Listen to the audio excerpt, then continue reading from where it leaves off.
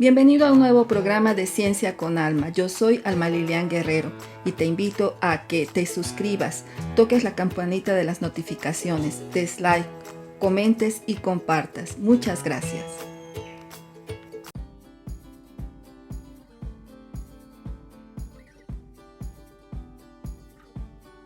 Los animales y los seres humanos contamos con un sistema de defensa del cuerpo que se llama el sistema inmunitario, cuyas primeras barreras ante los agentes dañinos son la piel y la cubierta de los órganos como la boca, la nariz y los ojos.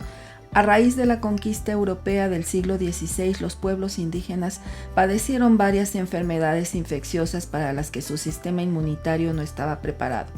En México, estas epidemias se conocían como pestes o cocolitze en náhuatl. Estas enfermedades produjeron la muerte de más de 20 millones de habitantes. Si definimos la epidemia, es una enfermedad que provoca la extinción masiva de buena parte de una comunidad, a pesar de que sea una población de número reducido.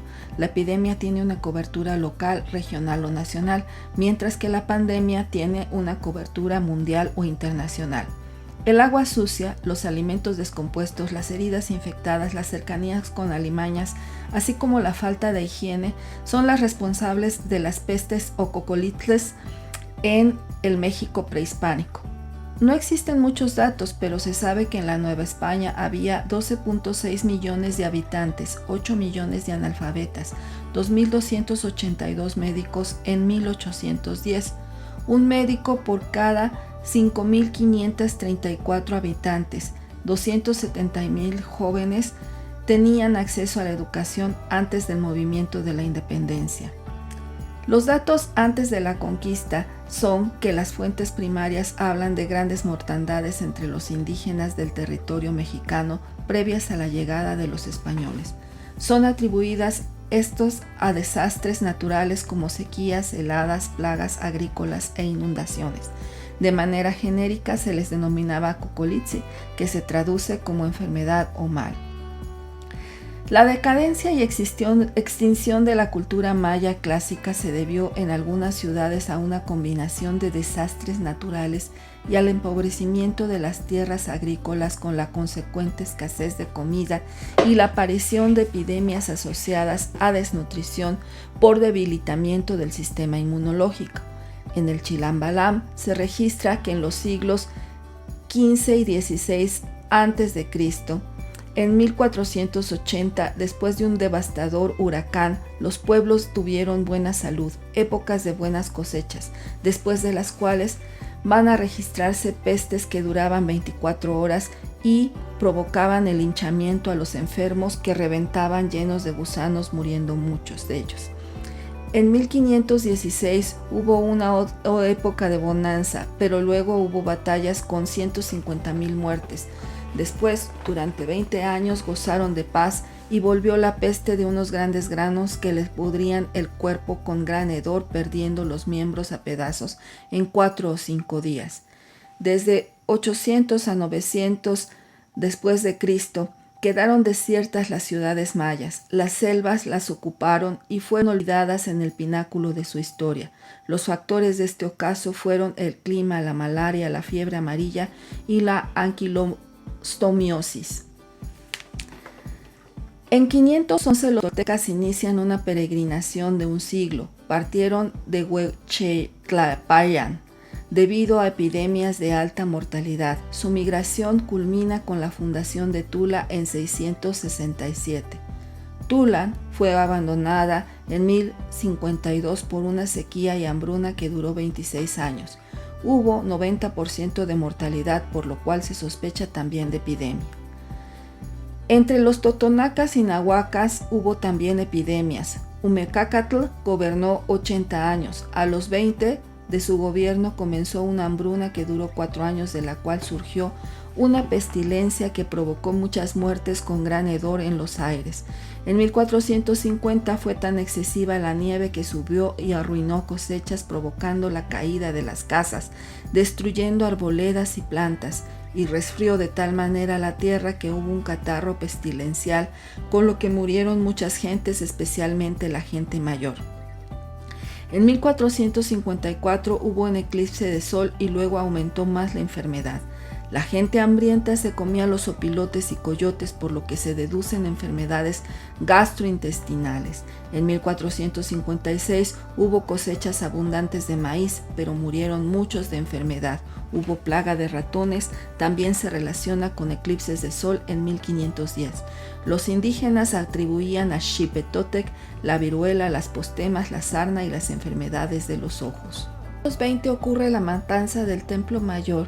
Hay numerosas muertes y llega a México el negro Francisco de Eguía, enfermo de viruela, que propaga la epidemia, provocando la muerte de muchos indígenas, dentro de los cuales se encuentra Cuitláhuac, cuyo gobierno duró 80 días. En esta primera plaga de viruela había tantos muertos que las casas eran usadas como sepultura.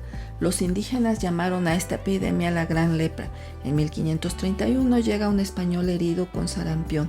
A esta epidemia la llamaron la Pequeña Lepra, Zahuatl Tepitón en náhuatl. En 1538 se reportan muchas muertes de viruelas, 200,000 nativos de Culiacán. Durante los primeros años de la conquista y la colonización se extendió la lepra. Cortés creó un hospital en Tlaxpana con el objeto de que sirviera como lazareto, que funcionó hasta la primera audiencia, pues debido a que se encontraba próximo al lugar donde se tomaba agua, se clausura. En 1572 Pedro López fundó un leprosario en San Lázaro, el cual sobrevivió 3 siglos. Se practicó la medicina de la conversión, que proveía atención médica, adoctrinamiento religioso, y se proporcionaban los santos óleos, aunque los indígenas respondían con la medicina de reconversión, con prácticas de curanderos durante las epidemias. Con la conquista se produce el reordenamiento político, aumentan los homicidios, las muertes por guerras, sobreviene la esclavitud, hay crueldad en exceso y hay exceso de trabajo. En el siglo XVI llega el alemán Enrico Martínez, que inicia el desagüe de la Ciudad de México, cambia el ambiente y se desatan epidemias como las enfermedades de cabeza con fiebres agudas, tarbadetes o tifus provocadas por la transmisión de riqueza a través de las chinches. Se reporta escarlatina provocada por Streptococcus tipo A. En 1570 se reportan 2,000 muertes por paludismo provocado por el piquete de un mosquito que transmite el Plasmodium falciparum. Una investigación realizada por National Ecology and Evolution reporta una epidemia por salmonella entérica que provoca tifoideas. A mediados del siglo XVI, la población indígena de Guatemala y México se redujo 15 millones en un periodo de 5 años. Entre 50 y el 80% de los habitantes autóctonos de 2 grandes epidemias surgidas entre 1545 y 1546. El remedio recomendado entonces para la viruela era tomar orines calientes y lavarse con ellos el rostro, para después untarse chile amarillo molido debido al picor que causaba la viruela. En 1587 la carestía de maíz provocó la disminución de la población indígena de Tlaxcala, Tepeaca y el Valle de Toluca. A finales de 1595 se presentan 3 epidemias de sarampión, paperas y torbadillo o rickettsiosis, enfermedad transmitida por garrapatas. En náhuatl, conocida como Matzalahuatl, también puede haber sido tifus producido por Rickettsia typhi. Entre 1549 y 1626 se reportan epidemias de sarampión, viruela, catarros, flujo con sangre y fuertes fiebres. En 1579 se abre un hospital y capillas en el islote de San Juan de Ulúa, y en 1603 en la isla de los Sacrificios, ambos enfrente al puerto de Veracruz, donde llegaban los esclavos negros.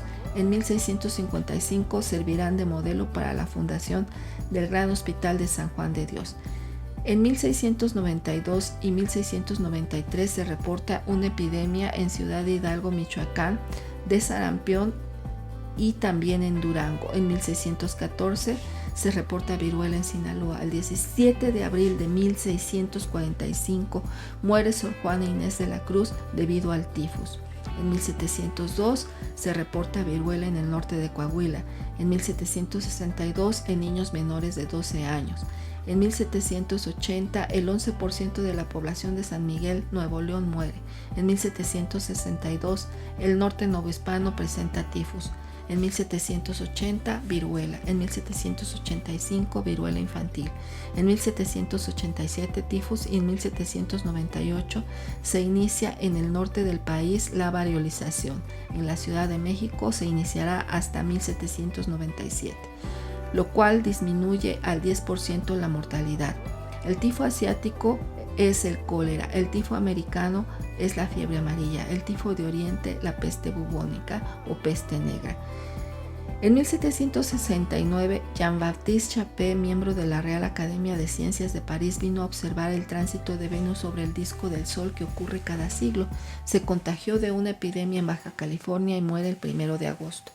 El rey Juan Vicente Güemes y Pacheco, segundo conde de Revillagigedo, observa la falta de precaución en el manejo de las pestes y ordena en 1790 que no se use la ropa personal ni de cama, tampoco los muebles de los fallecidos de tisis o tuberculosis. Menciona además que la suciedad de las casas y las calles provoca las pestes. En 1790 la esperanza de vida era menor de 35 años, con una alta mortalidad infantil. El doctor Balmis viene a Nueva España en 1779 y trabaja en el Hospital del Amor de Dios, fundado por Zumárraga en el siglo XVI. Además, regresa 3 veces a México. Traduce el tratado sobre la viruela del francés Moreau, que alude a la invención de la vacuna contra la viruela por Jenner, y lo publica en 1803, en el mismo año en el que Carlos IV ordena la Real Expedición Vacunal a América, designándolo al frente de la misma. Previo a esta expedición, Balmis había practicado el procedimiento de vacunar de brazo a brazo con 5 niños huérfanos. En 1804 se vacunó de brazo a brazo contra la viruela en México. La expedición realizó vacunaciones en Canarias, Puerto Rico, Venezuela, Colombia, Cuba y México, haciéndose desde Nicaragua hasta Chihuahua. Balmis además vacuna en Filipinas, Macao y Cantón. En 1810 vuelve a México para observar los resultados obtenidos a partir de 1804 y permanece 3 años más. Usa 10 individuos del regimiento fijo de San Juan de Ulúa para preservar la vacuna. En 1801, Juan de Navarro, en el Colegio Apostólico de la Santa Cruz de Querétaro, realiza la historia natural o jardín americano. Menciona el uso de la dalia para tratar postema, sarna y quitar los piojos, la rubia para tratar la viruela, los quelites para tratar el sarampión y las viruelas, el jalcomate o tomate arenoso para las viruelas y la pasiflora en contra de toda ponzoña que se da en los tarbadillos. El registro de epidemias sigue y en 1813 se registra tifus, en 1833 cólera morbus, en 1883 fiebre amarilla en las costas del Pacífico y el Golfo de México. En 1917 y 1918 se registran 300,000 muertes por influenza española. De 2002 a 2003 se reporta la primera epidemia por SARS-CoV-1. En 2009 la gripe porcina y también la AH1N1, la influenza aviar. En 2020 el COVID-19. Las vacunas en México. En 1922 la viruela era la 5ª causa de muerte. La vacuna contra la viruela se hizo obligatoria a partir de 1926 y se erradica la viruela en México en 1950. A partir de 1960 la vacuna antirrábica se comenzó a producir en el Instituto Nacional de Virología, el cual se convirtió en uno de los 7 centros del mundo encargado de producir vacunas por su gran calidad en producir biológicos. En 1978 se inicia el Programa Nacional de Vacunación y se establece la aplicación obligatoria de 5 vacunas que protegían contra poliomielitis, tuberculosis, difteria, tosferina, sarampión, rubiola y parotiditis. En 1991 se reporta que ya no se registran casos de polios y se crea el Programa de Vacunación Universal. En el año 2000 se inicia la vacunación masiva de adolescentes y adultos con las vacunas contra el sarampión y la rubiola y la hepatitis B. En 2009 se realiza la vacunación contra el virus del papiloma humano en niñas de 12 a 16 años para prevenir el cáncer cervicouterino. En 2009 llega la primera remesa de vacuna anti-AH1N1. En 2020 se inicia la epidemia de COVID y para 2021 se inicia la vacunación en contra del COVID en adultos mayores. De esta manera, el país durante la historia ha prevenido las enfermedades contagiosas y ha prevenido una gran cantidad de muertes. En el transcurso de 2 programas hemos explorado la historia de las vacunas en el mundo y la historia de las epidemias en México que resultan ser complementarios.